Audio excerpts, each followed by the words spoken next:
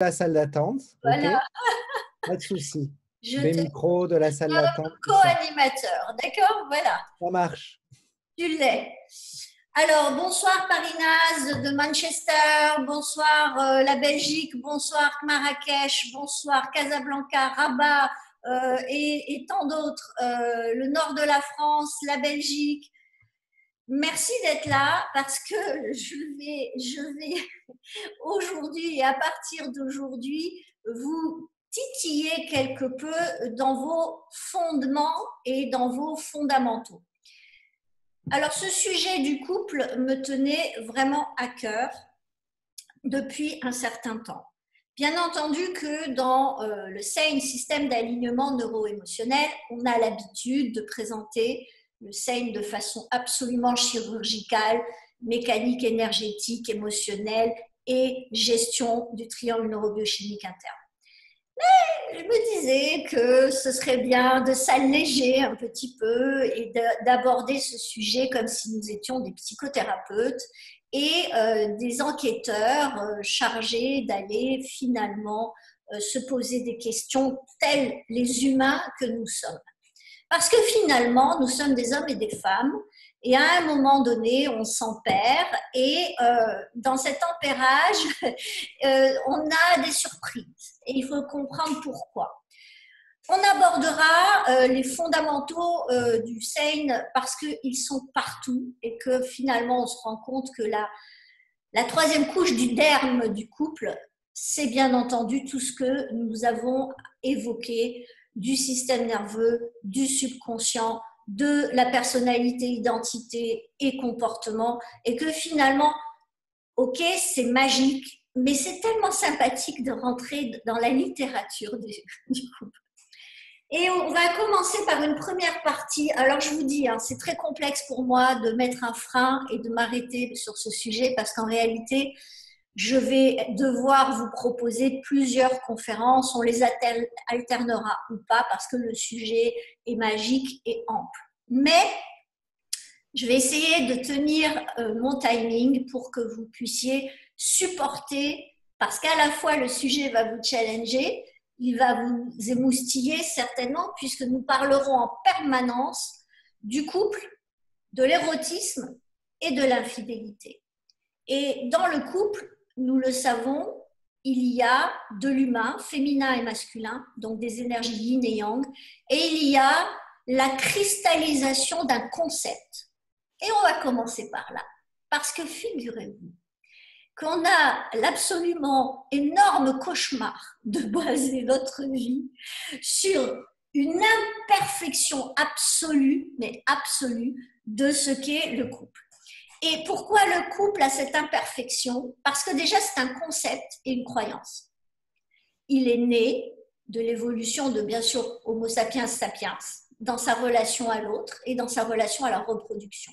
Mais pas que, et on ne va pas rentrer là-dedans ce soir, parce que sinon on va tous se noyer dans la bassine et on va se dire, mon Dieu, comment avons-nous créé ça?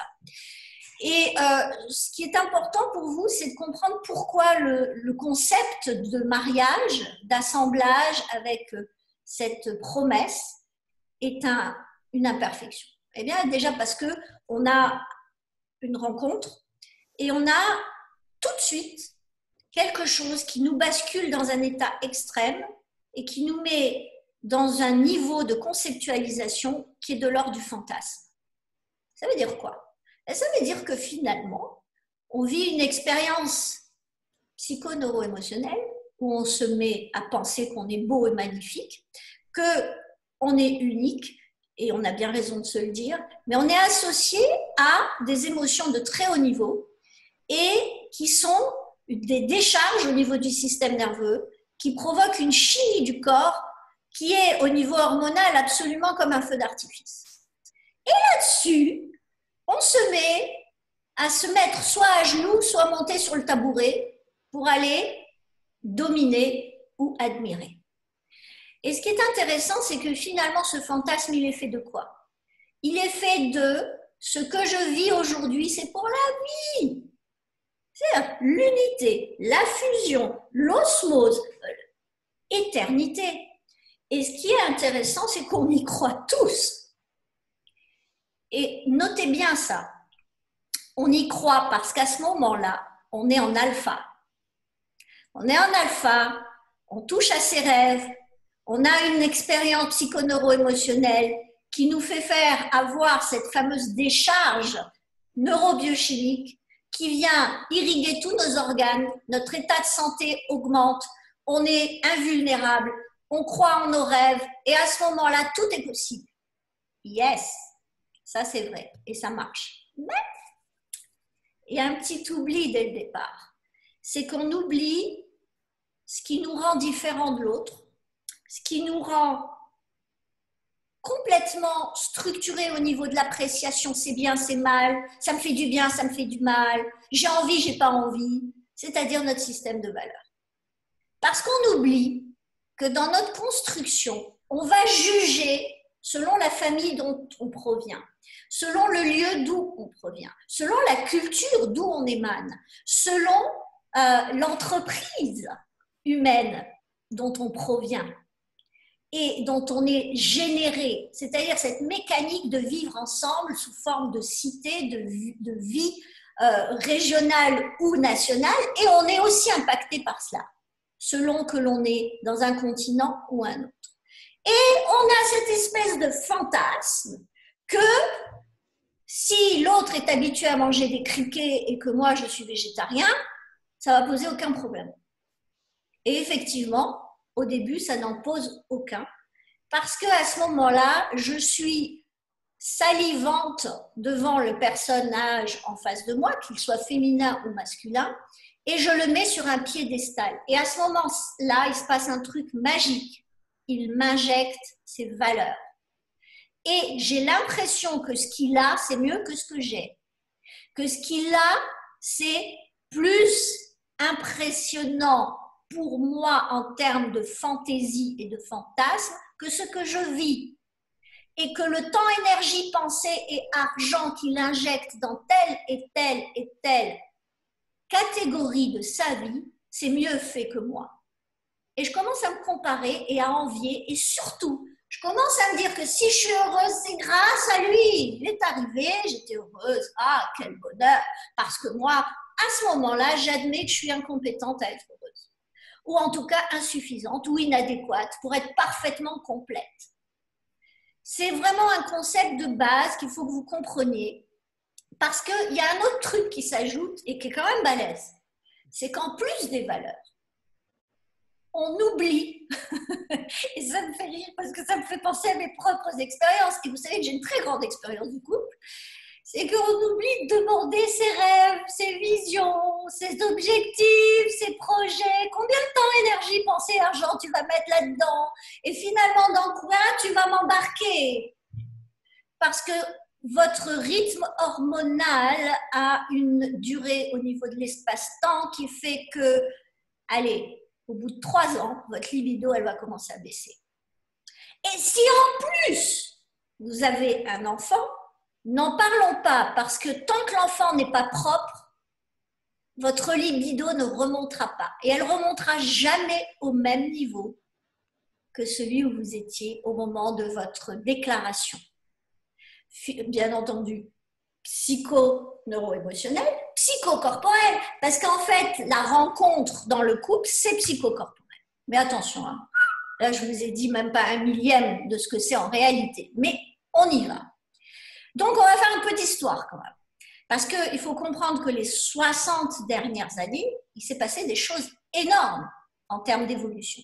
On a eu l'émergence du féminisme, on a eu une accélération à ce moment-là de la conscience des prises de pouvoir et des prises de pouvoir sur, bien entendu, cette inégalité du féminin. Et donc, à ce moment-là, on a changé la donne dans la relation au couple et dans la relation au féminin dans le couple. Alors, excusez-moi, j'admets... Ah, voilà. Je vois que mon secrétaire préféré est là. Ce qui est important de comprendre, c'est qu'on va beaucoup parler du rôle, du positionnement du yin. N'oubliez pas que nos sociétés sont passées par le matriarcat, et si on va au-delà des 10 000 ans en arrière, qui sont les datations de certains sites archéologiques, comme en Turquie.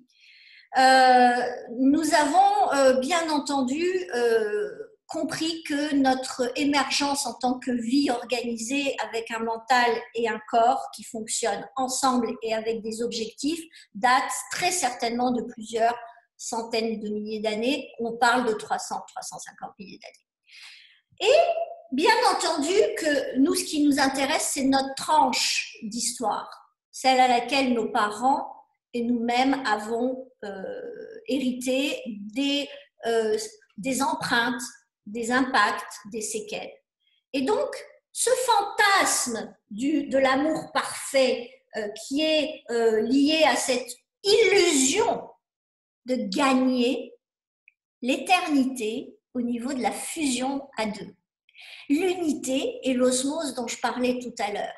Sans tenir compte jamais des systèmes de valeurs. Oh, si tu savais, ma chérie, il joue de la guitare, moi je craque, il est tellement beau, ce coucher de soleil, la planche de surf derrière. 3 ans plus tard, le surf, elle a envie de le déchirer, de matraquer. La guitare, elle ne supporte plus. Et finalement, elle en a marre du sable et d'être humide de sable mouillé quand le sunset tombe et qu'il fait froid. Et je peux vous dire, je connais bien le sujet. Donc, ce que je veux dire par là, la solution, c'est soit vous prenez le surf et vous vous mettez à l'eau avec la personne, ça veut dire que soit vous aimiez ça et vous ne le saviez pas, soit vous n'aimez pas ça.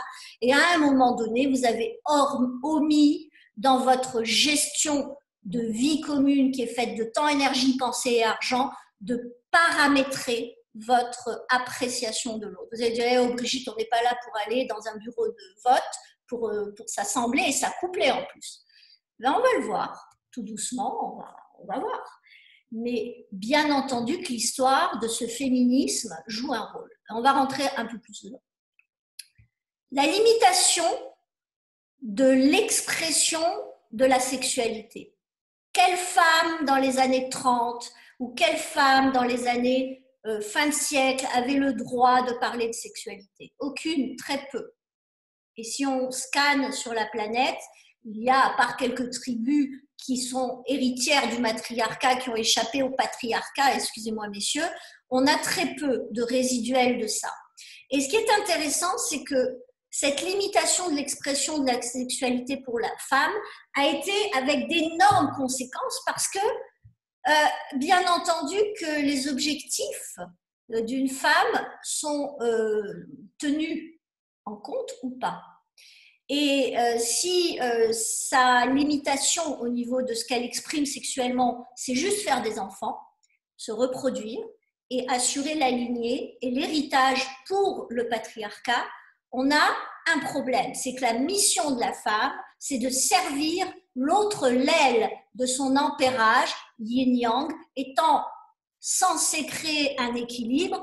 Et finalement, on bascule automatiquement dans un déni de potentiel et dans une frustration au niveau de la puissance du yin, qui est une puissance, si là on retourne vers le sein, de pouvoir exciter et reconnaître l'excellence de la partie adverse, qui n'est que complémentaire, le yang. Et donc, je vais avoir besoin du yang pour m'expandre dans mon excitation de soutenir ce yang et dans mon excitation de créer ce que le yang n'aurait pas capacité de connecter. Et c'est à ce moment-là qu'il y a imbrication des potentiels et la danse avec une énergie yin et yang qui se mettent à être serviables mutuellement en rythme, en fréquence, dans une danse. Et ce n'est pas étonnant que ce soit un rythme et une fréquence. Et ici, je vais évoquer quelque chose d'intéressant. C'est quand, dans le son, plus le son est long, plus la fréquence est pure. Plus le son est court, plus la fréquence est impure. Et cet espace-là, entre ce que nous laissons circuler entre nous et ce que nous exprimons, c'est absolument majeur. On ne peut pas décorréler ces deux paramètres. Je sais que là c'est un peu perché, je fais exprès parce que vous allez en prendre de la terre après. Donc pour vous ramener à la terre, on a parlé de féminisme qui débarque et qui brouille la piste sur l'establishment de comment s'empare le yin et le yang, la femme et l'homme, et comment le couple se crée sur un fantasme que c'est pour toujours. Et on s'en fout si lui il aime la musique et elle pas du tout. On s'en fout s'il a du temps pour elle ou pas, et elle n'a pas le temps parce qu'elle a des dons et qu'elle n'a pas envie de passer son temps avec ses gosses. Et on s'en fout si elle rêve d'aller vivre sur un bateau et que lui, il n'a qu'une envie, c'est de se balader pendant qu'elle est dans une chaumière. Ok ? On est clair là-dessus. Et à partir de ce moment-là, on a créé un concept qui, de façon étatique, sociétale, est validé comme étant le format et le modèle unique pour exprimer l'expansion de la famille, de la communauté, de la nation et des croyances, en plus. Ça vient se superposer. Et des cultures. Parce qu'en plus, on vient avec une chromatique ethnique, de pratique, et on vient rajouter la religiosité et la pratique dans les croyances, qui sont des croyances religieuses, et qui créent une autre identité en superposition. Et on vient boucler, on vient encercler comme un sarcophage le concept de pérennité, d'héritage et de legs autour d'une mission sacrifiée de la femme. Alors attention, je ne suis pas du tout une féministe, parce que je considère que de toute façon, l'univers et notre quotidien nous ramène à nos puissances et nos impuissances pour aller les aimer, les embrasser et les transformer. Donc, il n'y a aucune prise de parti de ma part. Mais arrive l'homosexualité. Il n'y a pas que le féminisme qui est arrivé. L'homosexualité débarque. Le sexe, à ce moment-là, est associé à une identité. Et cette identité donnée connecte le sexe au plaisir. On a le droit d'avoir une identité où la vie est associée à avoir du plaisir, à jouer avec le sexe qui sert à se reproduire, à faire autre chose. Moi, je suis admirative de ce truc-là. Surtout que ça a toujours été une nécessité d'une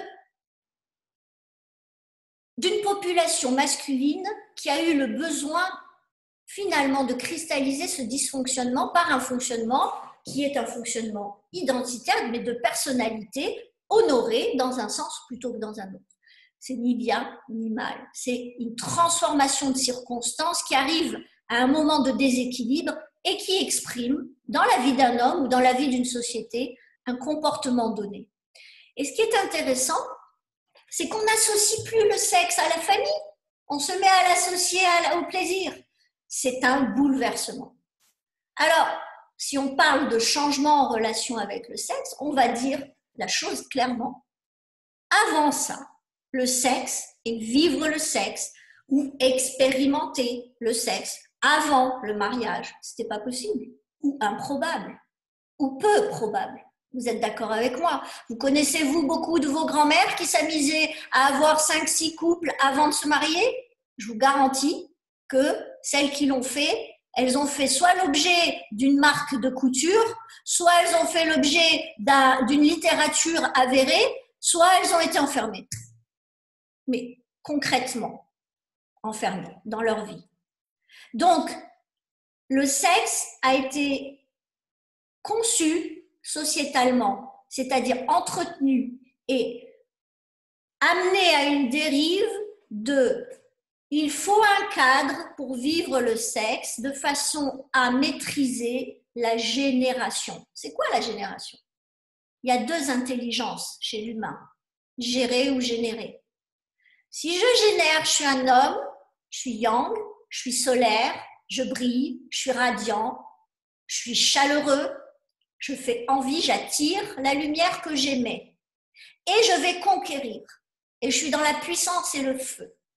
Et si je suis, au contraire, yin, à ce moment-là, je suis dans l'ombre, je suis, au contraire, puisque le yang est aussi un élément sec, je ne suis pas en train de combattre et de conquérir, je suis en train de contempler, de me replier, Je suis en train d'être un être patient, illuminé par des téléchargements d'idées absolument magiques et intuitives qui font de moi un être de lumière intérieure qui va venir de son regard amplifier l'effet du rayonnement du yang.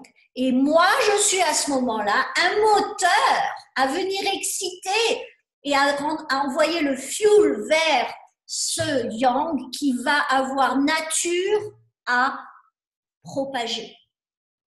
Et cette énergie-là, c'est la gestion. Je gère.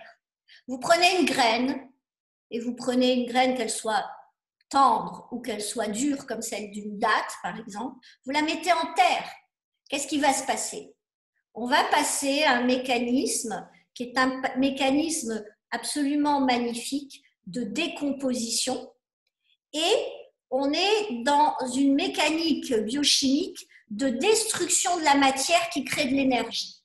Et cette destruction et cette mécanique-là va finalement créer une transformation de la Terre en une nouvelle matière qui va émerger du sol sous forme d'herbes fraîches. C'est le rôle du féminin, terre, mère, de garder la graine et de la transformer chimiquement par toutes les nutritions des circonstances environnantes et la terre pour pouvoir en prendre le meilleur, en laisser se dégrader la part ancienne et passer de moi pour créer une nouvelle génération. Mais j'ai besoin pour ça de la lumière du soleil et j'ai besoin aussi d'avoir un pourquoi. Le yin et le yang fonctionnent sur cet espace-là. Et quand on parle de sexe, on parle de l'alliance des deux mécaniques, des deux énergies et des deux missions, des deux télos. Il y en a une qui est là pour transformer d'une façon intérieure et l'autre qui est là pour transformer de façon visible et arrogante, égoïque et bienveillante. Et on a ces deux assemblages-là. Mais il n'y a pas d'éléments vivants sur cette planète qui ne soient pas yin et yang.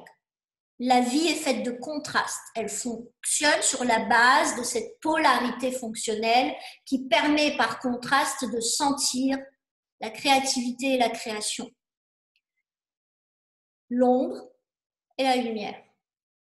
Si je vous plonge dans une pièce avec un spot de 500 000 watts, vous ne verrez rien parce qu'il vous manquera la réflexion de cette lumière sur des obstacles qui créeront des ombres. C'est un phénomène très intéressant en architecture, c'est un des éléments majeurs de l'équilibre volumétrique dans une architecture. Eh bien, le couple, c'en est une. Et on se mariait avant pour avoir du sexe pour une première fois avec un homme qu'on nous mettait comme étiquette. Très souvent, on n'avait pas le choix. Et si on avait eu un choix, on était très mal parti parce qu'on n'aurait pas forcément, sauf certaines familles, le droit d'exprimer le pourquoi de ce choix. Parce que votre cœur peut faire deux choses. Il peut se connecter à cet ampérage idéal, et c'est ce qu'on appelle le coup de cœur, et derrière, votre mental va vérifier si vous êtes fait pour ça. Et si c'est dans votre bonne saison de vie, et si c'est la bonne personne, même si l'ampérage énergétique est en place. Et vous avez vu, vous, beaucoup de couples qui se posent ces questions avant de se jeter dans un hamac et de laisser derrière une génération entière? Il n'y en a pas beaucoup.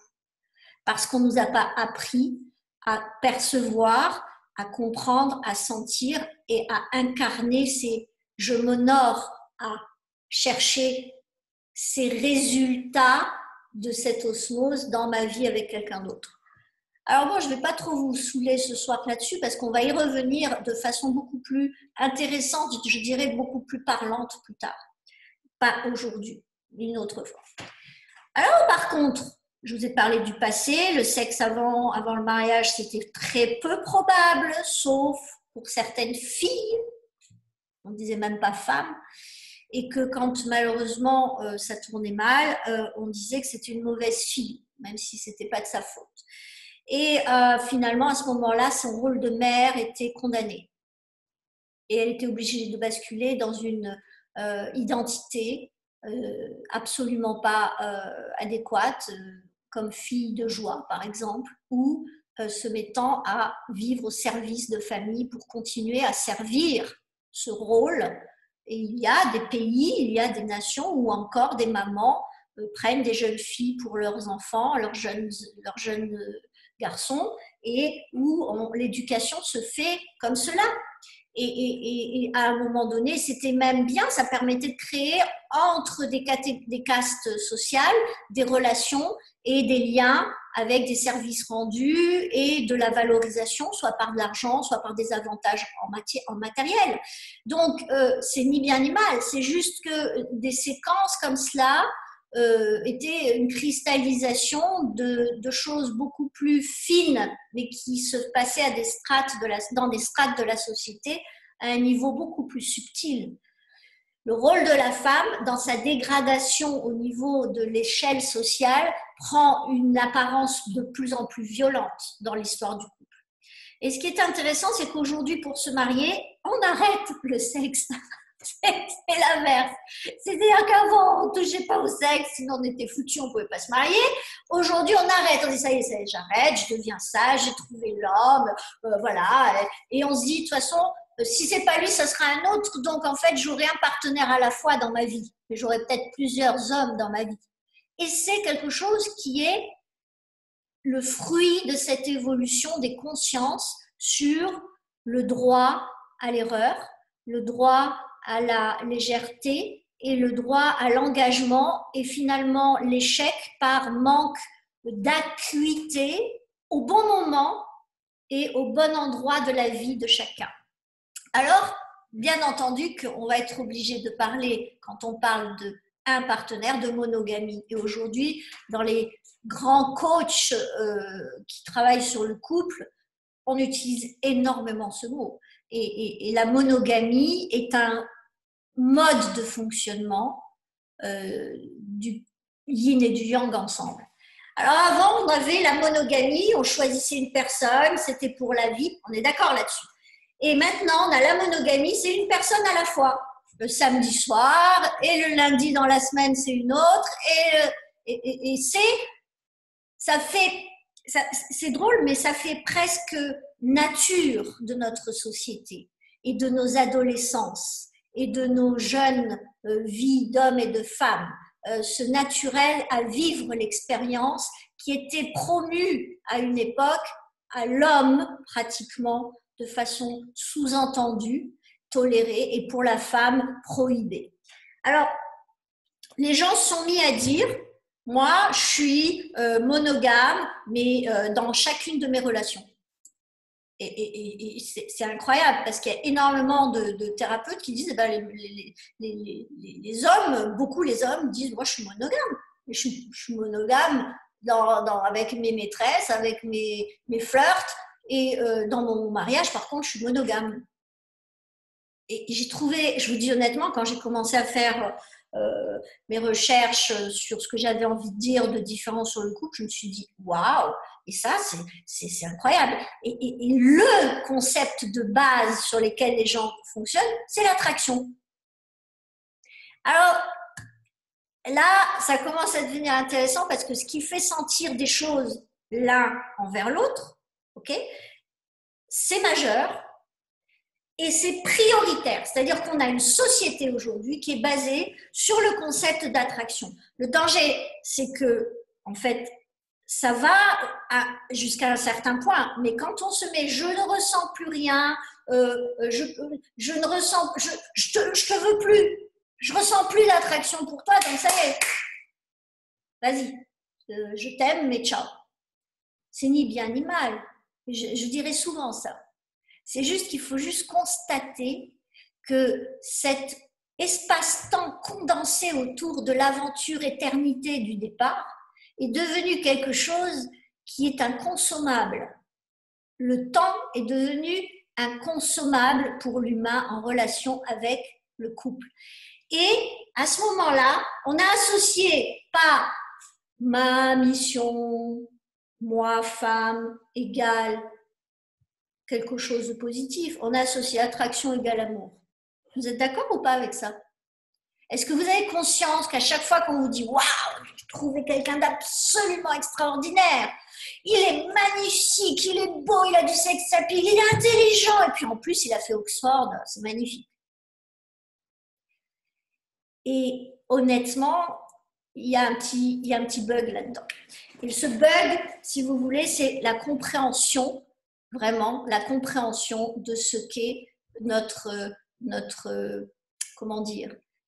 part dans ce jeu-là d'intelligence émotionnelle. Notre intelligence émotionnelle est quelque chose de très, très important. Alors, je suis en train d'essayer de trouver une petite phrase que j'avais notée pour vous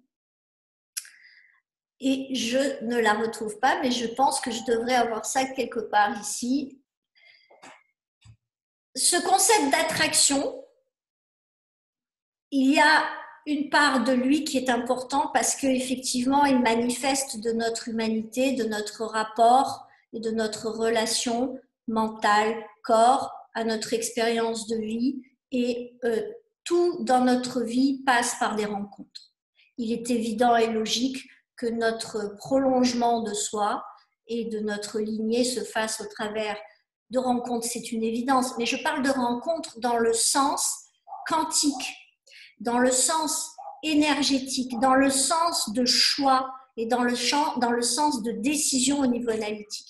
Et les gens fonctionnent sur la base du concept de l'attraction, ce qui fait que finalement, ils sentent des choses l'un envers l'autre. Et si ces choses-là ne restent pas vivantes, à ce moment-là, il y a un problème. Pourquoi il y a un problème? Parce que ça veut dire que si je ressens pas, je te veux plus. Si je te veux plus, je t'aime plus. Et si je te veux plus et que je t'aime plus et que ça veut dire que l'attraction, c'est vraiment de l'amour, à ce moment-là, qu'est-ce que ça a comme sens en tant que concept de couple? Alors, on a une sexualité qui est émergente de cette attraction.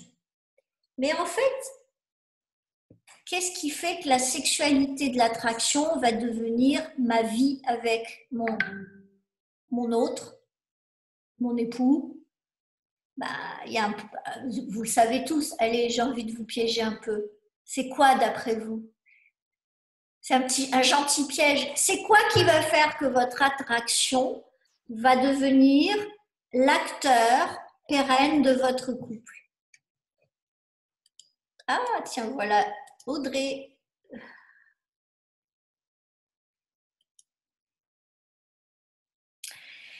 Alors, c'est intéressant parce qu'en réalité, c'est quelque chose auquel on pense tous les jours. Et ceux qui font du seine encore plus, c'est le désir. C'est bien d'être attiré.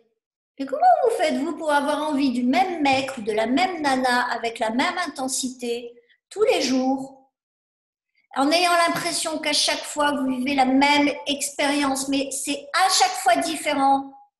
Et à chaque fois, elle vous fait vivre un voyage différent. Et qu'en plus, une fois qu'elle vous aura donné votre lignée, ça continuera à fonctionner. Et vous serez toujours l'unique héros de cette expérience, à vous ressentir unique par vous-même, par votre propre mérite, et en même temps complètement en complicité avec l'autre. Comment vous faites, vous, s'il n'y a pas le désir? Moi, j'avoue que je ne sais pas faire. Donc, le désir, et là, je fais appel à tous les coachs sane ici présents, et je crois qu'il y en a quelques-uns, le désir, il va représenter dans cette construction de « Ok, j'ai une mission de me reproduire, j'ai une mission d'avoir la même attraction le plus souvent possible pour me sentir à ma bonne place, être heureux et dans la gratitude pour ce que j'ai, mais il me faut le désir. » Et pour le désir, c'est quoi? Le désir, ça devient votre télos dans le couple. Ça devient votre pourquoi. Ça devient le bras de levier qui fait que vous engagez. Ça veut dire que grâce à ce désir, vous allez trouver le sens de votre couple. Vous allez trouver le sens corporel, charnel, énergétique, visionnaire, analytique, créateur, manifestant, accomplissant et finalement mourant fier de ce qu'il aura créé.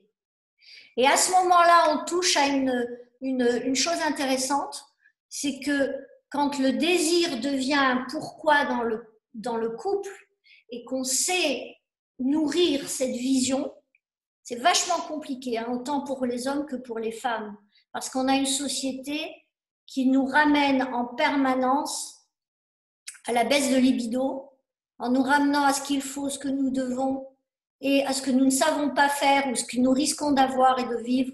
Et c'est vraiment un combat à mener contre les circonstances extérieures de notre vie. Ah ah! Qu'est-ce qui fait que je vais voir les circonstances extérieures de ma vie? Quoi qu'il arrive, la feuille d'impôt, le comptable, la gosse qui a mal aux dents, et finalement mon désir de continuer à avoir une vie où le plaisir, c'est pas ce que je vais devoir avoir comme résultat, mais c'est ce que je suis à l'intérieur quand je suis avec elle, et que finalement, ce que je suis à l'intérieur avec elle, c'est mon désir, parce que c'est du plaisir qui me projette vers mes visions avec elle, eh bien, il vous faut, ça c'est une solution, hein, il y en a d'autres. Je ne vais pas vous les donner ici tout de suite aujourd'hui, mais par exemple, vous alignez entre ce que le sexe représente. Attendez, on va parler des fantasmes, tout ça, ne vous inquiétez pas, je n'oublie rien. C'est juste qu'on fait une chose à la fois. Ce que vous pensez, ce que vous projetez vers le futur, ce que vous désirez ressentir ou que vous suggérez devoir ressentir si vous voulez être fier de vous et sentir vivant. Et bien entendu, l'expérimenter et voir que ça correspond à des choses que vous savez créer dans votre vie. Ça ne dépend pas de l'autre. C'est vous le créateur de ça. Vous n'avez pas besoin de l'autre. Vous avez juste besoin de l'expérimenter dans le partage avec quelqu'un pour que le reflet de ça vous amène à un niveau d'illumination qui fasse de vous un être qui est tout le temps dans la magie de la découverte. Vous devenez un être créatif. Vous devenez inventif, intuitif, vous vous autorisez à être le gosse en vous qui a envie de déconner, qui a envie de faire des bêtises, des surprises, de prendre par la main son épouse et de lui dire on n'en a rien à faire, d'en avoir rien à faire, mais voilà ce que je te propose. Et c'est un process. Et l'enjeu, ça va être de continuer à sentir ce désir. Mais vous croyez que vous pouvez le sentir, vous, le désir, si vous vous enfermez dans des horaires et des rendez-vous et que quand vous rentrez chez vous, finalement, pour que vous viviez ça heureux, ensemble heureux, et pour les deux du bonheur, il va bien falloir qu'il y ait une alchimie, c'est-à-dire des circuits et des câblages qui soient maintenus. Ne croyez pas que vous allez vivre 3 grossesses, 2 maisons, une entreprise, un associé de crotte et que votre libido, elle va rester la même. Arrêtez de fantasmer, c'est faux. Alors, dans le cas contraire, s'il n'y a plus de désir,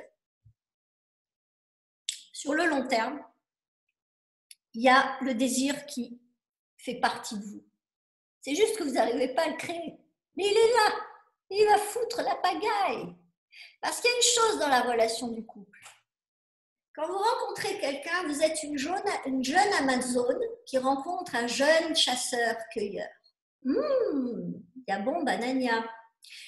Et puis finalement, on s'attire, on se désire, et oh, crotte, elle est devenue mère.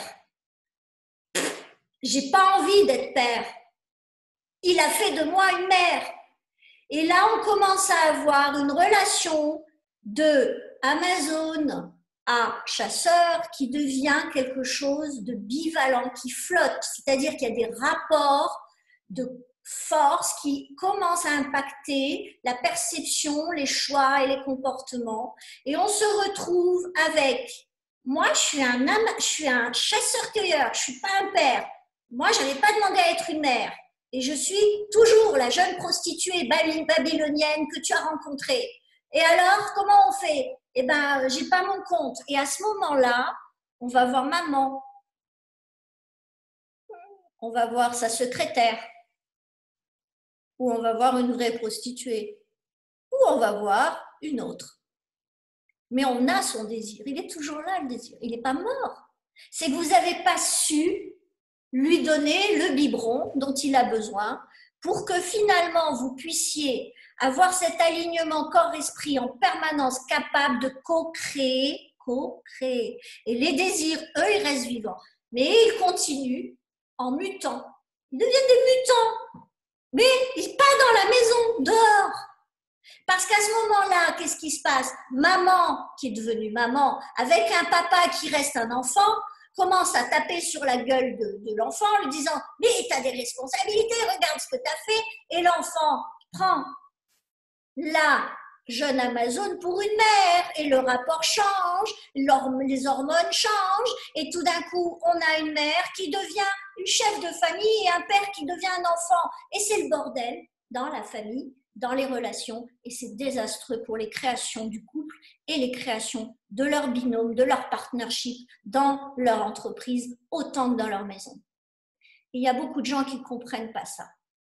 Et ces passages du couple sont très souvent alignés avec des destructions chaos dans leurs relations, dans la vie, et très souvent des sabotages dans leur vie au niveau de ce partnership qui souffre dans le télos érotique, le éros du couple initial qui est le symbolique qui cristallise la plus belle puissance d'un partnership et qui vient finalement irradier une dégradation par le biais de croyances limitatives sur ce que je peux attendre de l'autre, ce que l'autre a besoin de moi, ce qu'on peut faire ensemble, combien ça peut durer, combien un échec peut ou pas venir finalement nous barrer la route et ensemble on est inarrêtable parce qu'on a un biberon pour nourrir ça.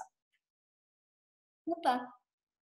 Alors, ça devient un petit peu embêtant parce que finalement, c'est une énorme révolution, ces deux changements.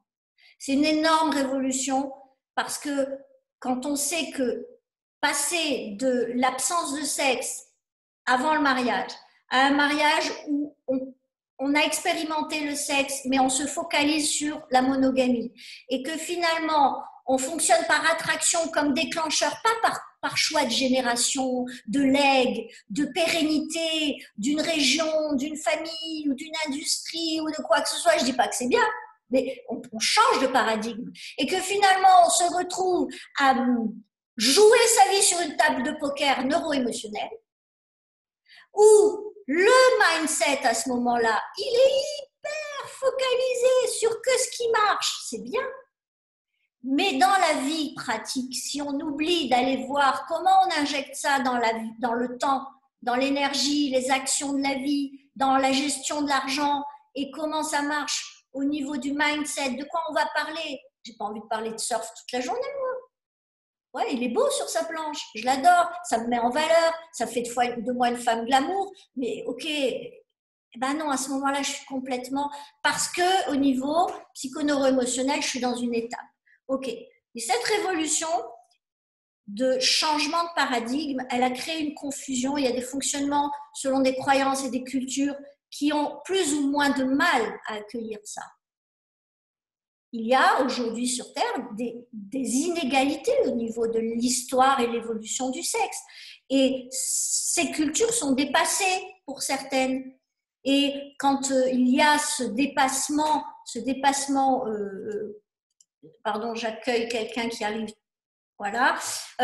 Quand il y a ce dépassement culturel au niveau du couple, par rapport à cette relation nouvelle à l'attraction et à la monogamie avant, qui devient une monogamie focus et qui finalement se transforme en absence de désir pour rechercher quoi? Eh bien, on devient finalement, on est en train de basculer dans une addiction à ce couple qui a une durée de vie courte, qui engage des chemins exactement comme si j'étais dans une pérennité ancestrale, mais par contre, j'en prends pas les responsabilités, je n'en ai plus le désir. Parce que si je maintiens pas le désir dans mon couple, j'ai plus le désir de vivre le couple. Alors, il y a des fonctionnements selon des croyances, etc. Mais c'est vrai que la mondialisation a créé une énorme pression sur le couple et sur le concept du couple et sur le format des duos et des couples. Si vous regardez, je regarde pas beaucoup de films, j'ai pas le temps, mais quand je me penche sur certaines séries qui sont des séries d'extrême qualité. Quand je vois les caricatures qui sont proposées dans les hommes, qui sont complètement inversés dans leur rôle, etc., et des femmes qui sont absolument dominantes et des objets, etc., c'est pas mal. Mais est-ce que ça rend les gens heureux? C'est ça que j'ai envie de demander. Est-ce que les gens sont plus heureux? Est-ce que les lignées sont plus heureuses? Est-ce que les enfants font des enfants aux mémoires lumineuses? Des plages dorées avec du sable, des pique-niques avec papy, mamie et les tantes? Ou est-ce qu'on est sur des familles monoparentales avec des expériences sans profondeur qui se retrouvent à finalement proposer à nos générations futures la famille égale abandon, perte d'identité, déplacement, mobilité, pas d'ancrage? Alors, j'ai pas envie de vous foutre le moral à zéro quand même, hein. Mais c'est important qu'on aborde ça. C'est important parce que vu ce qu'on va voir plus tard, et pas plus tard aujourd'hui, je vous rassure, mais plus tard dans les semaines qui viennent, il faut absolument que je vous ai dit ça parce que on est soit dépassé, soit on est addict et on est prisonnier. Donc, on a deux vitesses sur cette planète. On a les résiduels de croyances où la femme n'a plus du tout de place. Certaines, en allant un petit peu plus en arrière, où le matriarcat a un rôle, où la mère est encore la chef de la famille, avec des places et des positionnements importants. On trouve ça beaucoup en Afrique noire. Et finalement, aussi l'autre opposé, où on a le jeu sur un ring d'hommes et de femmes qui n'arrivent pas à admettre que leur excellence se positionne de façon différente et que c'est juste une danse et qu'en fait ils veulent jouer la même partition avec des instruments complètement différents et créer parfois de la cacophonie. Et la dernière chose, c'est quand finalement on se retrouve avec un féminin qui se brûle au gré de l'évolution des attentes qu'on a sur lui, en demandant d'être à la fois ce qu'il a été, ce féminin, dans le passé, et d'être ce qu'on attend de lui dans le futur pour transformer son monde, ou un peu plus quand on a de la chance, le monde des hommes aussi. Et donc, on a cette énorme responsabilité de comprendre que le couple, ouais, c'est une création au travers du mariage qui est totalement imparfaite, asymétrique et inconsidérablement posée sur un mensonge mutuellement admis et déclaré, que ce soit par des administrations ou des institutions, et que finalement on enferme les gens dans une cage avec cette vision future que de toute façon c'est ça notre mission maintenant, c'est soit dedans soit dehors. Et qu'on oublie toutes nos responsabilités de rêve à nourrir, à entretenir, parce que je vous garantis qu'il n'y a pas un seul couple qui n'a pas une chance de s'en sortir. Tous l'ont. C'est juste que ça peut le faire parce que ça a encore du sens ou que ça n'a plus de sens, mais que ça a toujours au moins le bénéfice de permettre aux gens de se séparer en ayant une bonne raison de le faire et en étant sûrs qu'ils n'ont rien exagéré ou raté, ou en tout cas saboté. Par contre, ce qu'on va aborder la prochaine fois, ça va devenir de plus en plus précis et de plus en plus puissant, dans le sens où on comprend les imbrications, vraiment, les imbrications dans le couple et les engagements dans le couple. Et ce qui est important pour nous, c'est de rentrer dans la notion de désir et le sens que prend le désir de façon un peu plus technique. On va rentrer aussi dans les méandres de l'érotisme. Et ça, c'est pour que vraiment on ait tous les paramètres pour pouvoir comprendre aujourd'hui quelles sont les grandes tendances du couple.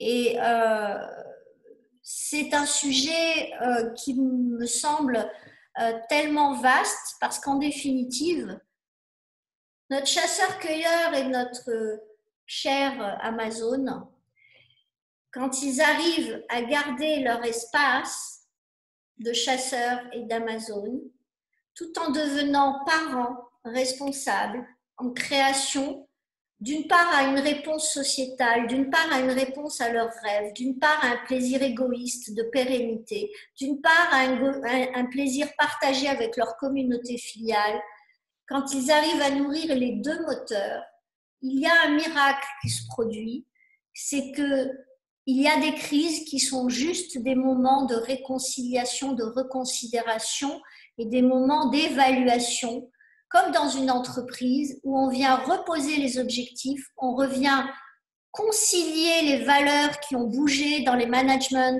et on vient se poser les bonnes questions au niveau de quoi, comment, pourquoi, reproduire ou pas.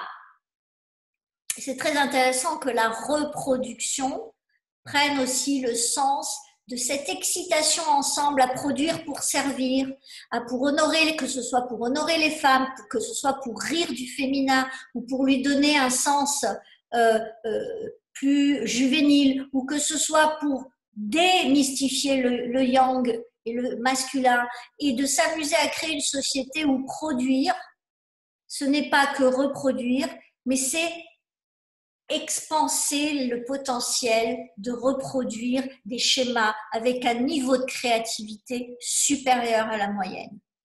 Et là, on rentre dans l'ampleur de l'impact du couple sur nos vies. Parce qu'à ce moment-là, quand vous croisez un concurrent et que vous le considérez comme une autre partie de vous potentiel et que vous voyez en vous son reflet et que lui reflète une part de vous qui finalement est une part de votre désir, est une part de vos visions et de vos valeurs. Vous savez avec qui vous pouvez aller jouer ou créer ou travailler. On va s'arrêter là pour ce soir et je vous demanderai de peut-être méditer un petit peu sur tout ce qui s'est dit. Je sais que c'est un petit peu costaud et un peu étrange par rapport à ma sémantique habituelle, mais je pense que c'est important d'aller démystifier un petit peu ce côté surfait du couple, amour, femme, homme, et d'aller vraiment jusque là où ça nous mène, c'est-à-dire c'est l'embryon de notre existence. Et je pense que aller se pencher sur ça de façon géopolitique, de façon sociale, de façon humaine et émotionnelle, ça va peut-être vous aider à voir vos parents, vos amis, vos amoureux et vos désirs d'amour à un autre niveau, et c'est ma vocation, parce que n'oubliez pas, votre première œuvre, c'est bien vous.